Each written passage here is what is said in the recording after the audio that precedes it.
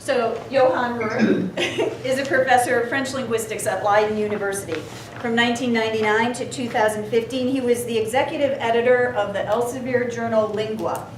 But in October 2015, Lingua was ranked 7th in Google Scholar's H5 Index Top Publications, Humanities, Literature, and Arts, and 3rd in the subsection Language and Linguistics, when its 6 editors and 31 members that made up its editorial board resigned in reaction to Elsevier's refusal to publish Lingua under conditions of fair open access.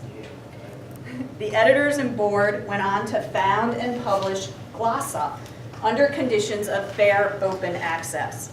Since April 2016, Glossa has published 140 articles and has recently been accepted into the Web of Science Emerging Sources Citation Index, ESCI. Johan is going to present on the actual move from a subscription model to an open access model, and the transition from Lingua to Glossa provides proof of concept that it can be done. Thank you. Thank you, Johan. Well, thank you, Nick, for inviting me. It's a pleasure to do so. So I'll say a little bit about the transition from Lingua to Glossa and about linguistics in fair open access. Now, hopefully, let me give you a quick roadmap of the book. I will first speak a little bit about comparing publishing models, some things that you know already, I'm sure. And then we'll talk about Lingua, our project of linguistics journals from subscription to open access. And I will talk about the Open Library of Humanities, which is our partner in achieving that goal in order to bring these journals to fair open access. I will also speak about the general features of the flipping model, because we think that this flipping model can be extended to other disciplines beyond linguistics. And I will also talk about the extension to other disciplines that we have been thanked during the last few years. And then I'll draw a few perhaps. When you compare publishing models, there's what I call the classical journal publishing model that can be opposed to the open access publishing model. The classical journal publishing model is distinguished by a number of features that we oppose to all the features of fair open access. Classical journal publishing model is publisher-centric in the sense that the publisher calls all the shots. They own the journal titles and the copyright of the article. They set pricing conditions. They control editorial assistance. It's also a dualistic or an antagonistic model, or it has become an antagonistic model in that it's really publishers against researchers and libraries. Publishers push up their prices, researchers and libraries tend to moan about that. And it's a user pay model, of course. Researchers pay for access to journal articles. It's subscription-based. The fair open access model wants to change all that and wants to make a model in which the researchers are central, and it's a collaborative model in the sense that researchers, first of all, often review and edit articles, which is already the case, but also editors own the journal titles or societies own the journal titles. So under our model, publishers no longer own the journals. Publishers the publisher's role is changed from that of a publisher in the old sense to that of a publishing services provider in our model. So researchers own copyright, university libraries provide editorial assistance. So it's a much more pluralistic model in which researchers, university libraries, and publication service providers collaborate. And it's a producer-pay model, of course, in the sense that we hope that editors of university libraries pay for article processing charges with public money. So we don't want authors to pay, crucially. And I'll tell you a little bit of how we put that into practice at Lingua, and how we intend to generalize that model more broadly. It's production-based, of course, because production cost-based in the sense that university libraries will pay under this model for the real production cost of online publishing. So basically, this is the idea. A number of the tasks that were previously part of the publishers in the old system, which made sense until the advent of the internet, are now switched to the researchers themselves, and publishers are changed into publication service providers that are with less tasks to take care of.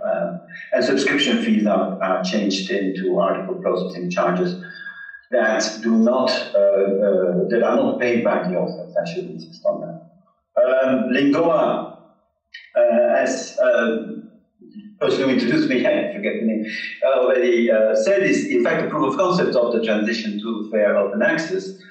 We asked, when we did this in 2015, we asked Elsevier explicitly to comply with our conditions of fair open access. We sent them a letter beginning of October 2015 saying that we wanted to revise our collaboration with them if they comply to conditions of fair open access. First of all, we wanted the title to be owned by the editorial board or by another society. The second condition is that authors retain copyright of all their articles, and the CC BY license applies to all articles. Third condition was that authors do not pay for APCs. APCs under our model are paid by funding agencies and library consortia, such as the Open Library of Humanities. And a fourth condition was that we wanted all articles to be published in full open access. So we didn't want any subscriptions, and we didn't want any double dipping. Double dipping being, I think you know this, the idea that a journal has both open access articles and this part in the subscription, which allows publishers to earn money on both sides of the divide. On the one hand by subscription, on the other hand by open access fees. A fifth condition was that and this is an important one, is that article processing charges below €1,000 at least, that they also be transparent and in proportion to the work of the publisher. This is actually one of the very strange things about article processing charges today, is that publishers ask us for a fee, and they say it's $1,500, $2,000, or $2,500, but they don't give you insight into the costing of that APC. It's basically like if you go to your car mechanic, and your car mechanic says, "I will fix your car for €2,000, but I will not tell you that I'm changing the oil or the tires or the windshield wipers. I will only make sure that your car runs and that it's perfectly in order. That is what I do, but I'm not giving you the breakdown of the costs." And this is, of course, not acceptable. This is something we want to change. Now, we think our APC should be transparent and not depend simply on the perceived quality or reputation of the journal. How this worked in practice in 2015 is that Lingua did not flip alone to fair open access. We had at the beginning two other journals with us. Journal of Portuguese Linguistics, which was owned by the linguists themselves in Portugal, in Lisbon. There was also Laboratory Phonology, whose contract with de Gruyter was up, and they decided not to renew it and to join us in the transition to fair open access. And then 1 year later, Italian Journal of Linguistics joined the club, Lingua Goa. All of these journals are reputed journals. They have a very good reputation in the European Reference Index of the Humanities, because we wanted to show that it is important to flip reputed journals to open access in order to avoid the bad reputation that open access sometimes has in the context of predatory journals. We wanted to show that it is possible to flip journals from subscription to open access with the journals that have the highest reputation in their field. The most publicized case, of course, was the case of Lingua, that flipped to Glossa because probably it was an Elsevier journal, and this was picked up by the international press and got a lot of interest. So, as I said, we sent a letter to Elsevier with our conditions, and predictably Elsevier refused to negotiate any and all of these conditions. Now, Elsevier has released or sent around to a certain number of reviewers a number of a number of letters saying that they did want to negotiate, but I have all the documentation on my website that shows that this is not the case. So should you be interested about the tactics that Elsevier has tried to employ to strong-arm us and to defend the old journal, you could check my website. So this transition from Lingua to Glossa happened from October 2015 to April 2016, when the first issue of Glossa, or the first issue, I can't say issue anymore, the first article of Glossa was published. And in 2016, we had 319 articles submitted. We had 51 articles published. That was since April 2016, of course, and we had 54 articles in production at that time. In 2017, as of today, we have about 250 articles submitted, we have 95 articles published, and we have 51 articles in production. So this goes to showing that you can really flip a big journal that has 100 plus articles a year, which is actually the case of most prestigious journals in the world that have some standing. They publish about 100 articles a year. They cost about, in subscription, about between 2,000 and 3,000 euros or dollars. But it is perfectly possible to switch such a journal within 2 years successfully from the subscription model to fair open access model. Now, of course, Elsevier decided to continue Lingua. But in order to do that, they had to completely change the aims and scope. So, which is basically, I think very, very close to false advertising. It's no longer the journal that it used to be. It's just that, they slapped a Mercedes sign on a 20-year-old Lada or something. So this is really not what I think is the way that publishers should behave. But that's a very different story. This is what we did. This is where Glossa is today, and it is proof of concept that it is very feasible to switch a journal. Now, the splitting of these journals proceeded in 2 stages. First, there is a transition stage of 5 years, where the editorial board asks the publisher to comply with the conditions of fair open access. If the publisher refuses to comply, the entire editorial board leaves, and the journal a new journal is set up with the publisher who does. In the case of Laboratory Phonology and Italian Journal of Linguistics and Portuguese Journal of Linguistics, this was not necessary. The old title continued. The Lingua experiment was a little more involved, shall we say. Now, the article processing charges, this is very important under our model. The article processing charges in the transition period are paid for by a 5-year fund. Now, in the case of Lingua, this fund was financed by the Netherlands Organization of Scientific Research and by the Association of Dutch Universities. The reason that we obtained this money was that at the time, the Association of Dutch Universities was negotiating very hard with Elsevier in order to convince them to lower their prices.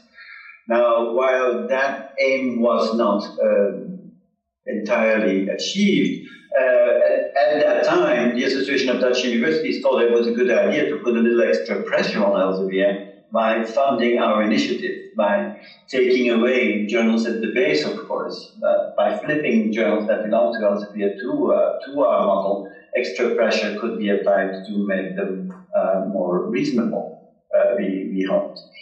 Now, while that goal has not been achieved, the goal that to flip Lingua from subscription to open access has been achieved.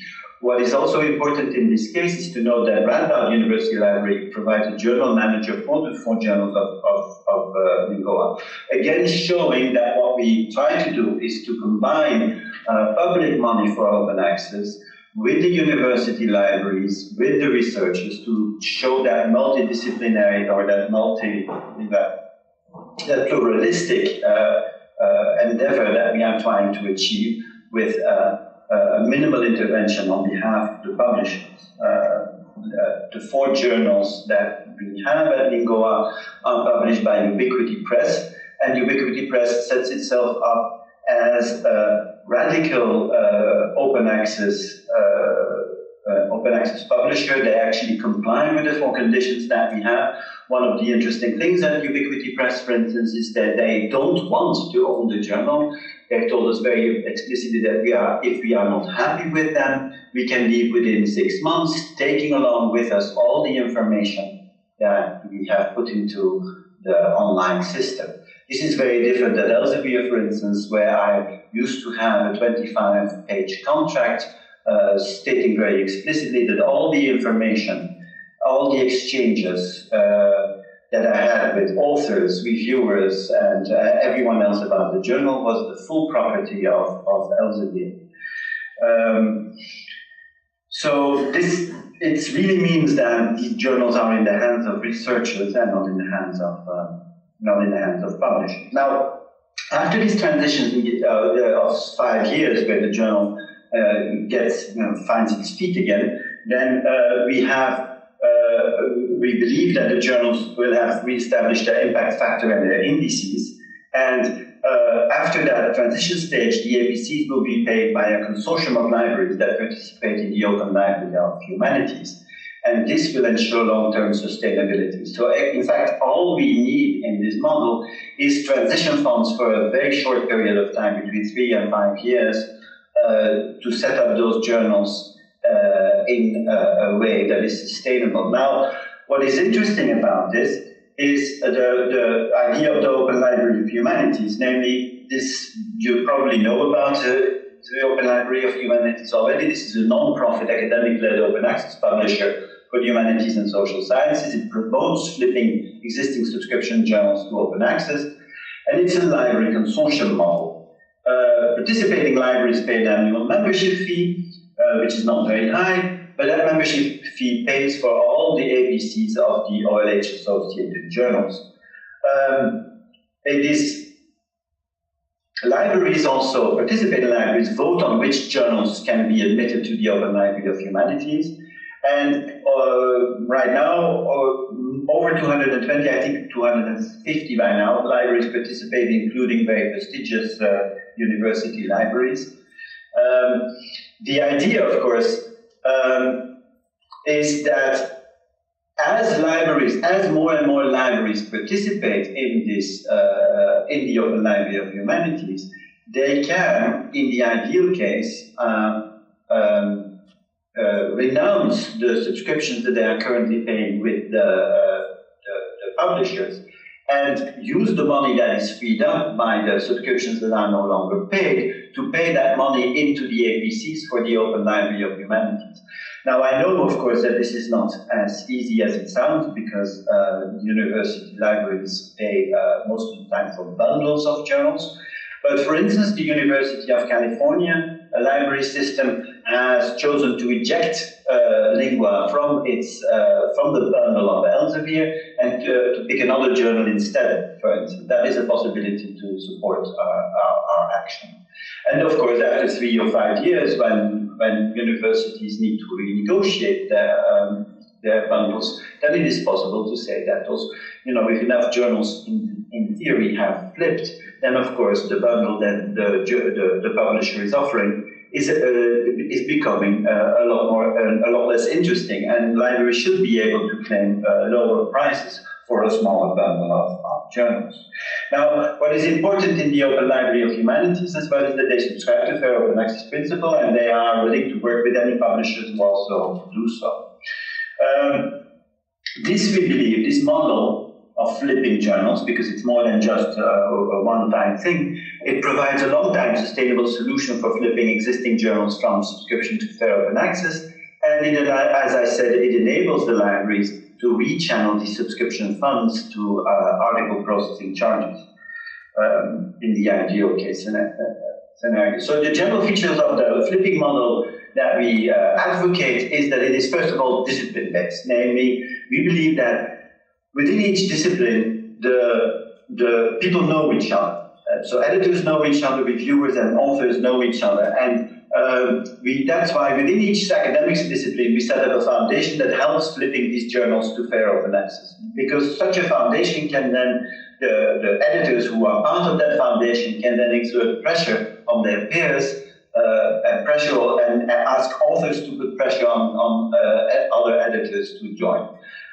This is something that I really noticed during the transition. An entire conversation sprang up, a new conversation sprang up about flipping journals, existing journals in our field to open access. And I really believe that the conversation has changed substantially from before 2015 within the field, because editors now have to explain why they are not flipping to fair open access. When a relatively important one of the biggest journals in the field, like Lingua to Glossa, which is really in volume the biggest journal in the field, makes such a move, all the other journals in the field feel the need to scratch themselves on the head and think and really think about doing the same thing, doing what I believe is the right thing. Now, so these existing networks within the discipline are exploited to influence editors to flip the journal to open access, as I said. The second principle of the model is that no author-facing article processing charges. So the foundation pays for the article processing charges during the transition period.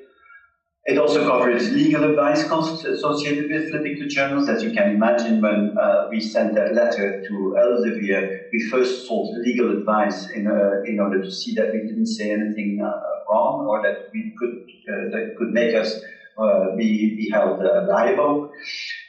And that's necessary for other journals as well. And an important feature is that we provide long-term sustainability for the journals, because in all of my conversations with other editors, what I've noticed is that an editor really wants to ensure the long-term sustainability, the long-term stability of a journal. The last thing you want as an editor is to be the last editor of your journal.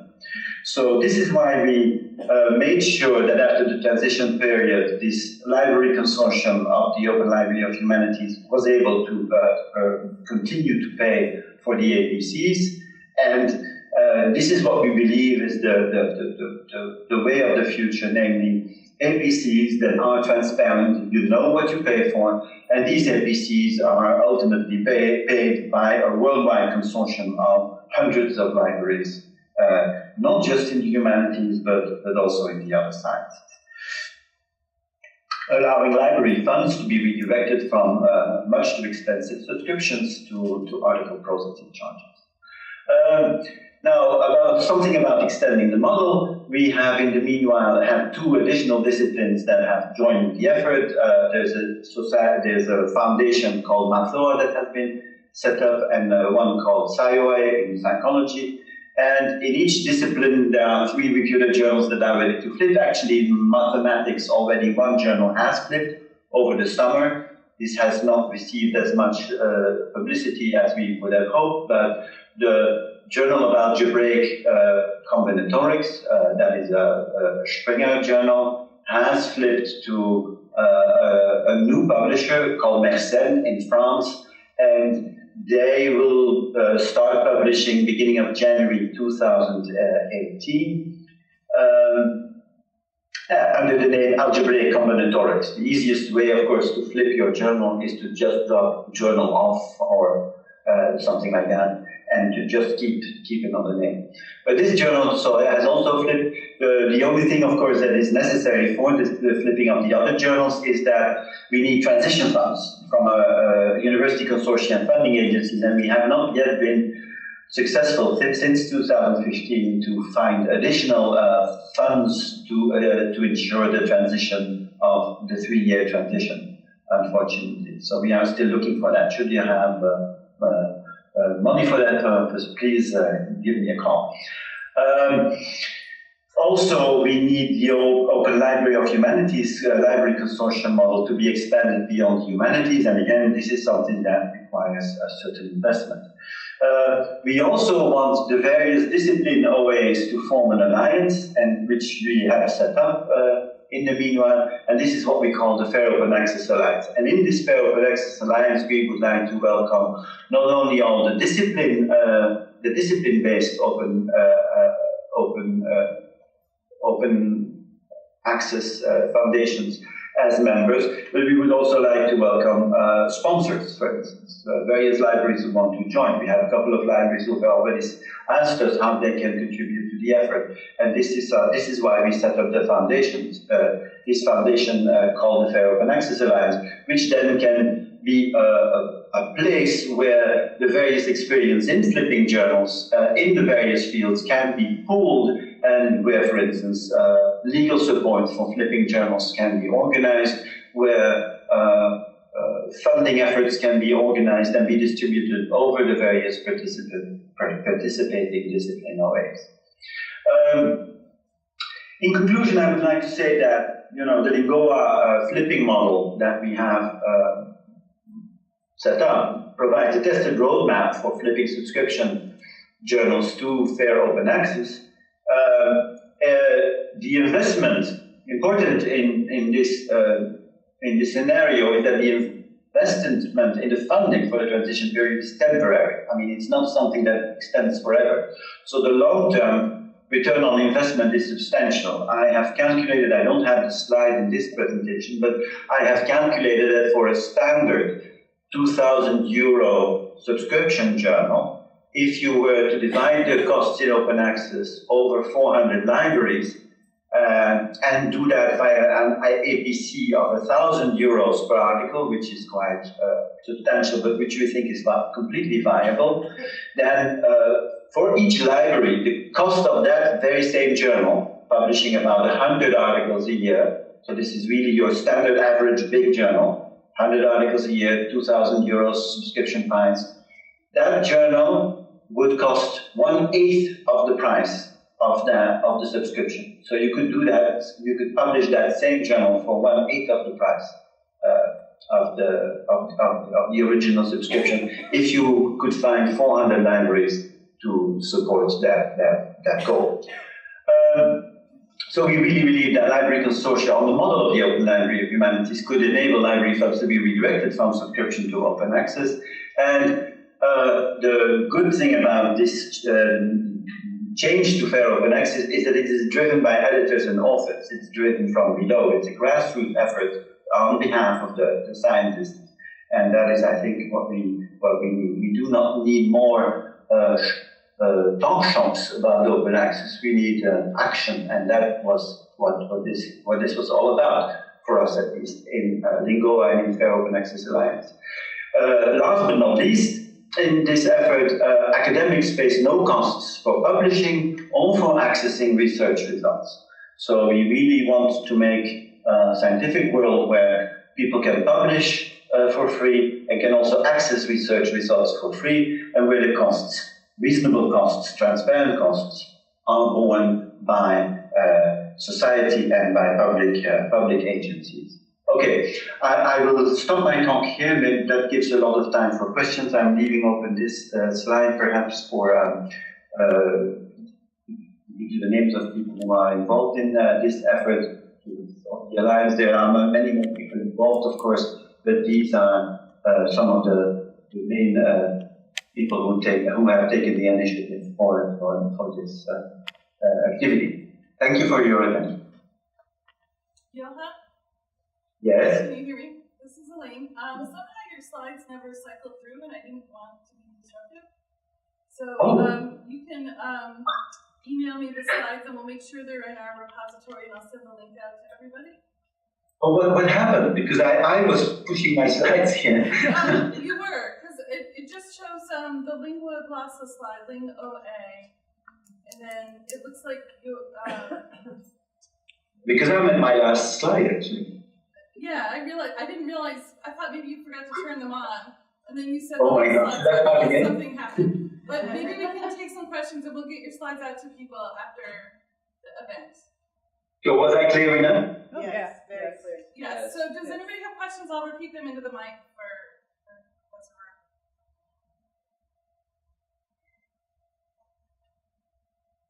Can he compare Lingua participation versus participation in terms of number of articles it's getting for publication? Oh, like submission rates? Yes. Dr. Rooryck, we have a question. Can you compare the submission rates between when people were proposing articles for Lingua versus Glossa? The submission rate is very much the same, actually. We have about the same number of articles submitted, certainly last year. This year it's a little bit less. I don't know what it is due to. Now, of course, what you have to know is that people are still a little bit reluctant, of course, to submit to Glossa, because one of the reasons being that we are not yet fully recorded, fully part of the Web of Science. And in a number of countries, especially in East Asia, authors are required by the university to publish their articles in Web of Science approved journals.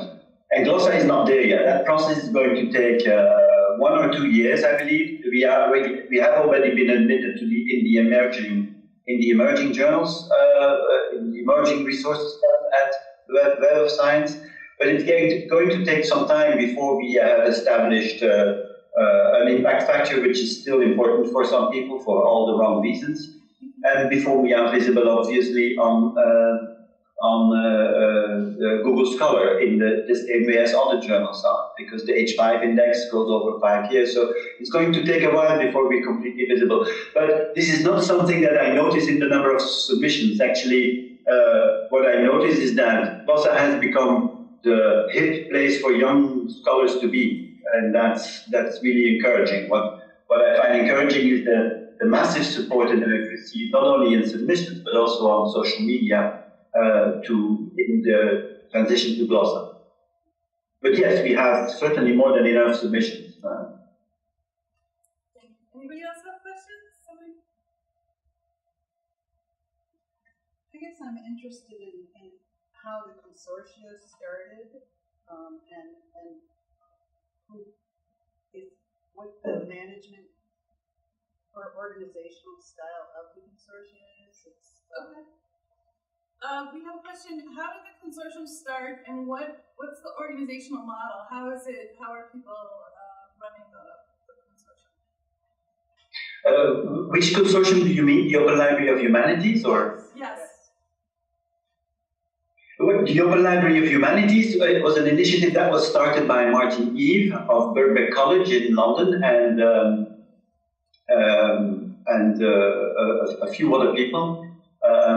Caroline Edwards is also part of that, and they started this in order to indeed flip journals to open access. They had the original idea of flipping journals from subscription to open access. Now, they had originally thought to limit this to the humanities, but when I met Martin, I think this was in September 2015, and I immediately saw the potential of this, to couple this with our initiative at Goa and at other disciplinary venues, to make sure that, in fact, we make sure that journals are convinced that they want to flip to open access, while in fact the consortium of libraries, Open Library of Humanities, would make sure that they convince libraries to participate in this effort. I'm not sure when exactly the Open Library of Humanities was founded. I think it was maybe 2012, 2013. They have a website, so yeah, it's a pity, of course, that my slides didn't come through, because everything is on the slides. More questions? Lots of time.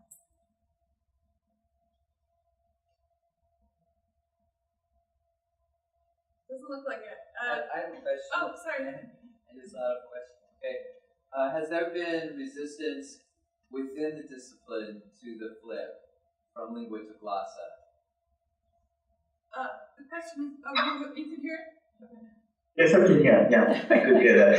Well, I think people were mainly surprised. There has been some resistance, but it was not resistance in the sense that they disagreed with me. But the number of people found that this was a little bit fast, let's say. So, but the problem is, of course, there's no nice way to do this. After all, when somebody is holding you in a chokehold, there's no nice way of getting rid of the chokehold, right? But at the same time, since So some people did find it a bit violent, the way in which we broke away from Elsevier. So there was a good discussion about this on Facebook, but in fact most people overwhelmingly supported us. Of course, a number of people also decided to join the Lingua board, mostly older linguists, 70 plus, who still believe in this kind of fairy tale that the publishers are good for us and that we should be delighted that they want to publish whatever rights.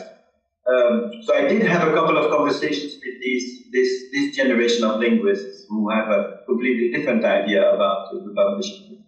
But most of the time, it was well received. There was some resistance, but most of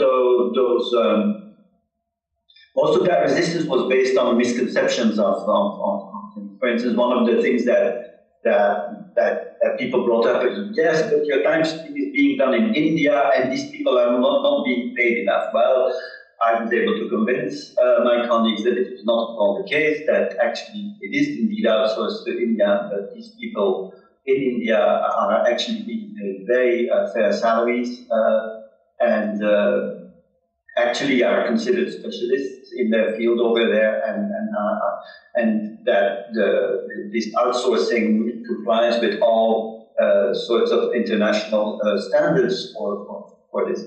So, you know, these kinds of objections that people came up with were ironed out relatively quickly.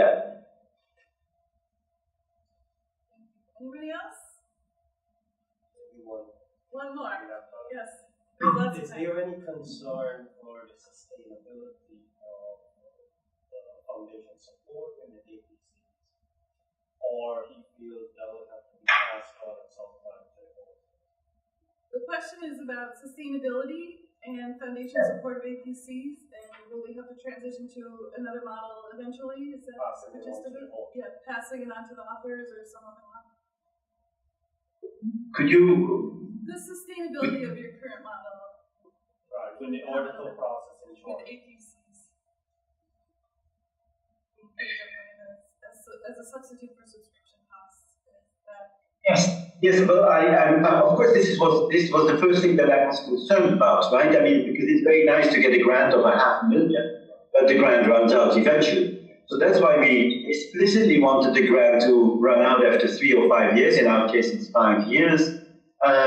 For that support of the APC. So the way it works is that this transition fund that we have is necessary in order to allow the Open Library of Humanities to convince the libraries in the meanwhile that these extra funds are needed for the incoming journals. Right? If you flip a big journal, like for instance, and you have 100 articles a year to pay for, imagine that you're paying 500 euro. That is a lot of money that you have to come up with to pay for those APCs, and that is not something that you can immediately ask a consortium like the Open Library of Humanities to pay. So what we have is a model in which the transition funds gradually allow the Open Library to take on the new journals, and also allow the libraries of and are part of this consortium to gradually free up funds to sustain those new journals. So that's why we have these two stages: stage in which we have a transition to slip the new journals, and then a permanent stage of sustainability, where the Open Library of Humanities has these this consortium of libraries that pay, in fact, a relatively small sum to pay for the APCs of the participating journals. Now, of course, we also think that this model is scalable. We hope to have much more libraries participating in the Open Library of Humanities. And the more libraries participate, the more money there is in the system to pay for APCs, and the stronger we are to flip more journals to open access. But the sustainability is largely determined by the success of the Open Library of Humanities to convince the participating libraries to continue to participate in it, and also the success to extend it to many more libraries in the rest of the world. Is this an answer to your question? Yes. Yes, thank you. Thank you. Anybody else? Or everybody's looking expectantly at me like they want coffee. So thank you for teleporting in. It's a bit odd because I'm talking to my screen, so I can't see you guys. Faceless, yeah, it's like an inquisition or something, right? No. It was a pleasure. I usually don't get to talk for 30 minutes without being interrupted. So. Well, thank you again, and have a lovely Yeah, thank you very much. I'll send you this back.